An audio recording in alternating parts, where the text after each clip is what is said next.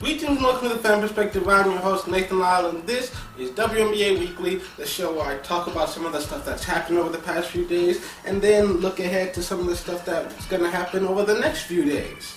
So on Friday, the Stars had 3 players in double figures led by 27 from the rookie McBride, but the Sun had 4 players in double figures led by Chiney with 24 points, 12 rebounds, and 3 blocks as the Sun grab a road win, keep their playoff hopes alive. Then on Saturdays, Odyssey Sims led the shot with 25 points, Glory Johnson added a double-double, but Maya Moore scored 40 points and now sets the WNBA record for 30-point games in the season with 11. Previous record was held by Diana Taurasi back in 2008. And the Lynx, they keep rolling. They now have 9 straight victories. And then for the Fever, Zellous came off the bench to lead the team with 14 points, but the Mercury had 3 players in double figures, led by 17 from Griner as Phoenix. They bounced back from that loss. Then on Sunday, the Dream had 3 players in double figures, led by 28 from Angel, and she only had 3 turnovers.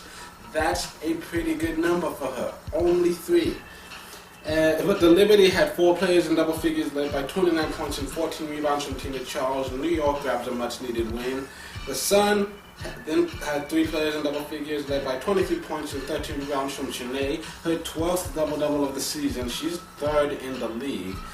And then her sister, Nneka, had a double-double as well, 17 points, 10 rebounds. And Christy Tolliver, she only hit 1 shot all game, but it came with 10 seconds left to go, and it gave the Sparks a 1-point lead, and they were able to hang on for the win. Then for the Sky, Deladon came off the bench again, and even though she only played in 16 minutes, she led the team with 21 points. Sylvia Fowles had a double-double as well. Chicago undefeated with Deladon back in the lineup so far. They've got a tough week ahead of them, though. And then, last but not least, the Stars had 3 players in double figures led by 14 from Adams, but the Storm had 3 players in double figures led by Crystal Langhorne, who had 19 points and 10 rebounds as the Storm finally end their losing streak. And after all that excitement, here are the current standings.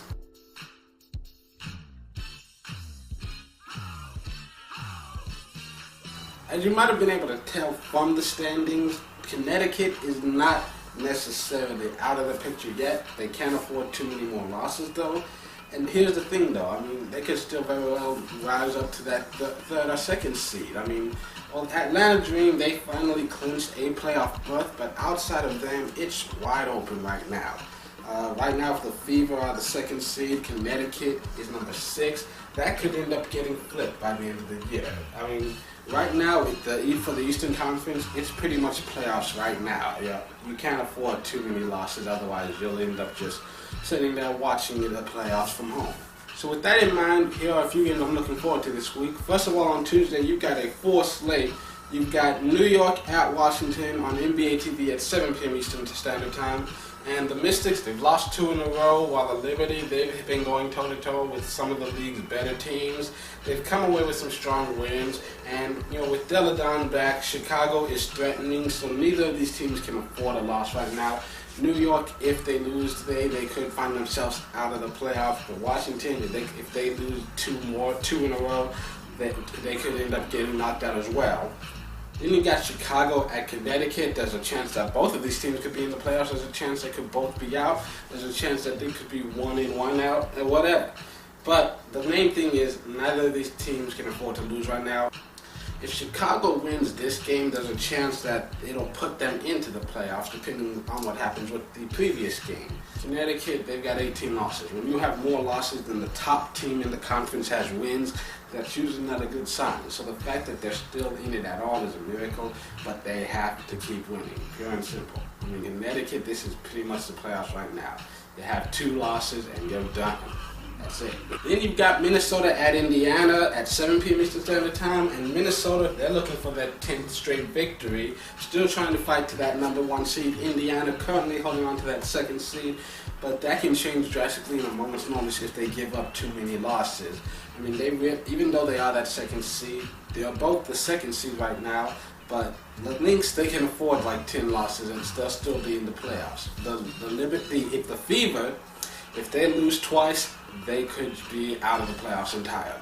All I'm trying to say is that if you're the Fever, every game is important right now. You can't afford any losses. And the Fever are a tough team to match up against. They could very well win this. Could. Then you've got Atlanta at Phoenix at 10 p.m. Eastern Standard Time. Potential finals preview, the number one seed in each conference going head to head. This is the first time they've met this season.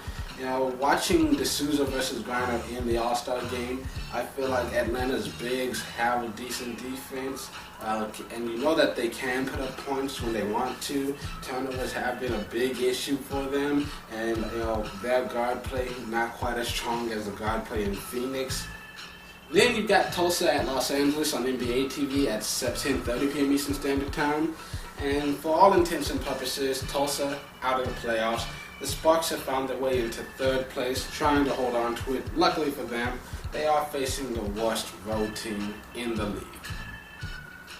Then on Thursday, a couple of games. One, Phoenix at San Antonio, 8 p.m. Eastern Standard Time. As of right now, this is a round one preview. The Stars, they've been struggling as of late.